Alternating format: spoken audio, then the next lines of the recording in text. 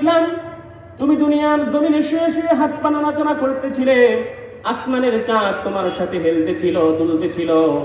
Badal Camara আইয়াদুরুক, আমি দেখলাম চাঁদ তোমার নিকটবর্তী হয়ে যাচ্ছে। খশিতু আইয়াকা আলাইক, আমি ভিতর থেকে লক্ষ্য করলাম এবং ভয় পেলাম, মনে হয় যেন চাঁদটা তোমার উপরে পড়ে যাবে। এই জন্য আমি ভীতি সন্ত্রস্ত হয়ে ঘরের ভিতর থেকে জোরে করে চিৎকার দিলাম, চাঁদ উপরে চলে গেল। আর তুমি দুনিয়ার জমিনে হাত পা নাড়াচাড়া করতেছিলে, চাঁদ তোমার সাথে সাথে আসমানের ভিতরে এদিক যাচ্ছিল। তুমি যখন হাতকে ডান দিকে মারো, চাঁদ ডান দিকে যায়। যখন বাম দিকে নিক্ষেপ করো, চাঁদ বাম দিকে যায়। যখন তুমি মাথাকে সামনের দিকে ঝুঁকাও, চাঁদ তোমার সামনে ঝুঁকে যায়। ভাতিজা, এই বছর হলো তোমার সম্মান এবং মর্যাদা, যেটা আমি নিজের চোখে দেখেছি।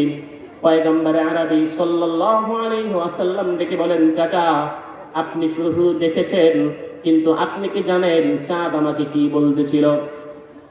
পয়গম্বর তালিব বলে, ভাতিজা আমি তো জানি না কি বলে চাঁদ তোমার সাথে। এবার রাসূল করিম সাল্লাল্লাহু আলাইহি ওয়াসাল্লাম বলেন, চাচা চাঁদ আমাকে ছন্দ শোনাতেছিল, আন্নাল কামারা ইউগান্নিনি ওয়া ইউহাকিনি ওয়া ইয়ামনাউনি মিনাল বুকা। চাঁদ আমাকে ছন্দ শোনাতেছিল, চাঁদ আমাকে কবিতা শোনাতেছিল, যাতে করে আমি কান্না থেকে বিরত থাকি। আল্লাহ রাব্বুল আলামিন চাঁদকে আমার খেলার সাথী হিসাবে প্রেরণ করেছে। সুবহানাল্লাহ। রাসূল করিম সাল্লাল্লাহু আলাইহি ওয়াসাল্লাম জিজ্ঞাসা করেন, চাচা আর কি শুনেছেন? বলে, ভাতিজা তুমি যখন পৃথিবীতে আসো নাই, তোমার মা গর্ভবতী হলো। একদিন মক্কাতুল মুকাররমা আমাদের এলাকার সমস্ত মহিলারা আসে, আমার আব্বাজান আব্দুল মুত্তালিবের কাছে তোমার মায়ের ব্যাপারে অভিযোগ করলাম। ও আব্দুল মুত্তালিব, আপনি আমাদের সরদার, আমাদের নেতা, আপনি আমাদের বিচার কার্য পরিচালনা করেন, বিভিন্ন বিষয় দেখাশোনা করেন, কিন্তু আপনার নিজের ঘর এখনো পর্যন্ত ঠিক করতে পারেন নাই। আব্দুল মুত্তালিব বলে, কি হয়েছে? এলাকার মহিলারা বলল, ও আব্দুল মুত্তালিব, আপনার কলিজার টুকরা সন্তান আব্দুল্লাহ ইন্তেকাল করেছেন, দুনিয়া থেকে বিদায় নিয়েছে। আপনার পুত্রবধূ বিধবা হয়েছে। বিধবাদের জন্য শরীরের ভিতরে পারফিউম ব্যবহার করা হারাম, শরীরের ভিতরে সুগন্ধি ব্যবহার করা হারাম, নিষিদ্ধ। কিন্তু আপনার পুত্রবধূ রাস্তায় বের হলে পারফিউম এবং খুশবু নিয়ে শরীর থেকে বের হয়, এটা আপনি নিষেধ করেন না কেন? একদিন, দুই দিন, তিন দিন আব্দুল মুত্তালিবের কাছে যখন লাগাতার বিচার আসতে শুরু করলো, একদিন আব্দুল মুত্তালিব পুত্রবধূকে ডেকে বলে, ও আমিনা, তুমি আমার কলিজার টুকরা সন্তানের পুত্রবধূ, তুমি আমার কলিজার টুকরা সন্তান, কিন্তু তোমার ব্যাপারে যখন মানুষ আঙ্গুল তুলে আমার দিলকে মানাতে পারি না, আমার বড় কষ্ট হয়।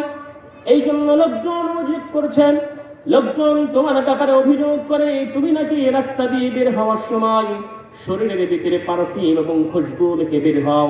সুতরাং দয়া করে তুমি এই কাজটা ভবিষ্যতে আর করবে না। আবু তালিব রাসূল সাল্লাল্লাহু আলাইহি ওয়াসাল্লামকে বলেন, ভাতিজা তোমার আম্মাজান তখন দু চোখের পানি জলজল করে ছেড়ে দিয়ে আব্দুল মুত্তালিবের কাছে বলে, বাবা আমি খুশবু ব্যবহার করি না, কোনো পারফিউম ব্যবহার করি না। যেই দিন থেকে আপনার নাতি আমার গর্ভের ভিতরে এসেছে, সেই দিন থেকে আমার শরীরের ভিতরে থেকে খুশবু এবং মিশক আম্বরের সুঘ্রাণ ফেটে বের হয়েছে। সুবহানাল্লাহ। আমিনা ডাকে বলে, ও বাবা আমি কি করব, আমাকে বলুন। আপনার এই নাতি যখন আমার গর্ভে এসেছেন, আপনার সন্তান যখন আমার গর্ভে এসেছে, তখন এরপরে যখন আমি রাস্তা দিয়ে বের হই, রাস্তার দুধারের গাছগুলো পায়ের ভিতরে এসে সালাম করতে শুরু করেছে। আমি যখন রাস্তায় বের হই, পাহাড়ের উপর থেকে ছোট ছোট পাথরগুলো আমার পায়ের কাছে এসে সালাম জানাতে শুরু করেছে। আমার যেখান থেকে আমার গর্ভে আপনার নাতি এসেছে, আমি যখন কূপের ভিতরে পানি উঠাতে যাই, কূপের পানিগুলো আমার কাছে চলে আসে। সুবহানাল্লাহ। আমি কি করব?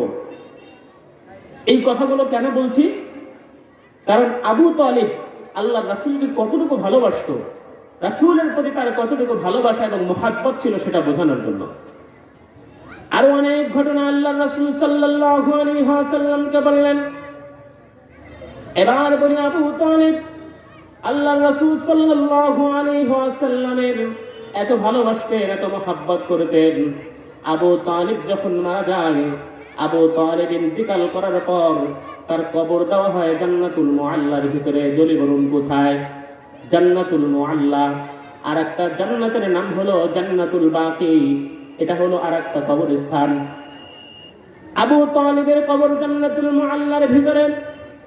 আবু তালিবের কবর আম্মা জান হযরত খাদিজাতুল কুবরা রাদিয়াল্লাহু তাআলা আনহা, আম্মা জান হযরত হাজরা আলাইহিস সালামের কবরের পাশে তার কবর দেওয়া হয়েছে। কিন্তু রাসূল করিম সাল্লাল্লাহু আলাইহি ওয়াসাল্লামের উপরে যে গ্রন্থ এবং যে কোরআন অবতীর্ণ হয়েছে তার সাথে সুসম্পর্ক না রাখার কারণে পৃথিবীর সমস্ত উলামায়ে কেরাম, পৃথিবীর সমস্ত মুহাদ্দিসিনে কেরাম, পৃথিবীর সমস্ত মুফতিয়ানে কেরাম, মুফাসসিরিনে কেরাম এ কথার উপর একমত, কোরআনের সাথে সুসম্পর্ক না রাখার কারণে আল্লাহ রাব্বুল আলামিন আবু তালিবের কবরের ভিতরে জাহান্নামের আগুন প্রজ্বলিত করেছে। এত সুসম্পর্ক, এত ভালোবাসা থাকা